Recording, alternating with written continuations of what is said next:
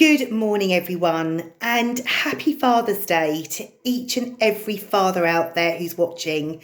I just pray that you're having a wonderful, wonderful day. So today is it's Father's Day, and I am going to be talking from it is Luke 15 verse 11, and can you guess it? Yes, it's about the parable of the lost son. So it says here, verse 11, to illustrate the point further, Jesus told them this story. A man had two sons. The younger son told his father, I want my share of your estate now before you die. So his father agreed to divide the wealth between his sons. A few days later, this younger son packed all his belongings and moved to a distant land. And there he wasted all his money in wild living. About the time his money ran out, a great famine swept over the land, and he began to starve. He persuaded a local farmer to hire him, and the man sent him into his fields to find the pigs. The young man became so hungry that even the pods he was feeding the pigs looked good to him. But no one gave him anything. When he finally came to his senses, he said to himself, at home, even the hired servants have food enough to spare. And here I am, dying of hunger. I will go home to my father and say, Father, I have sinned against both heaven and you, and I am no longer worthy of being called your son. Please take me on as a hired servant. So he returned home to his father, and while he was still long way off, his father saw him coming. Filled with love and compassion, he ran to his son, embraced him and kissed him. His son said to him, Father, I have sinned against both heaven and you, and I am no longer worthy of being called your son. But his father said to the servants, Quick! Bring the finest robe in the house and put it on him. Get a ring for his finger and sandals for his feet. And kill the calf we have been fattening. We must celebrate with a feast. For this son of mine was dead, and now he is found. So the party began. Meanwhile, the older son was in the fields working. When he returned home, he heard music and dancing in the house. And he asked one of the servants what was going on. Your brother is back, he was told, and your father has killed the fatted calf. We are celebrating because he has safe return. The older brother was angry and wouldn't go in. His father came out and begged him, but he replied, all these years I have slaved for you and never once refused to do a single thing you told me to do. And in all that time, you never gave me even one young goat for a feast with my friends. Yet when this son of yours comes back after squandering your money on prostitutes, you celebrate by killing the fatted calf.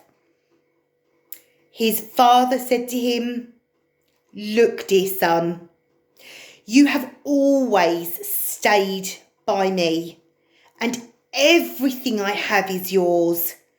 We had to celebrate this happy day, for your brother was dead and has come back to life. He was lost, but now he is found. I'm going to speak honestly here. How many of you have been true to your word, stayed at church, never gone off or explored or tried new things, or you've just always found that you are close to God.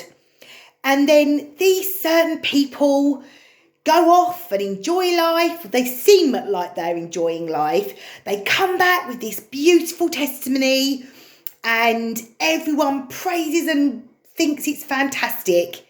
But you sit there and you look at them and you say, but I've not done any of that and they're getting all the praise. But do you know what? It's not man's glory we need to seek. It's God's glory. And it's lovely. I absolutely adore these Bibles. This is my daughter's. It's the Student Life Application Study Bible.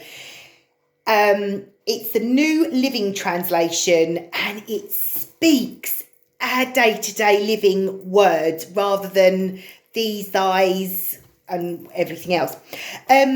What I love is they have prayers and things and little study notes.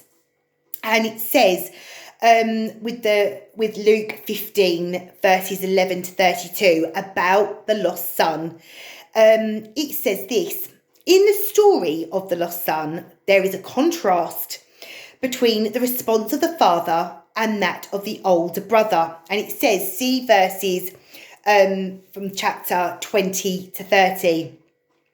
The father was forgiving and overjoyed. The brother was unforgiving and bitter. Now, are you living with bitterness because of your siblings? Because your sibling has caught the attention of your father, or mother adores them more than you think they adore you? Let me tell you, I am the middle child of both my beautiful sister and my beautiful precious brother.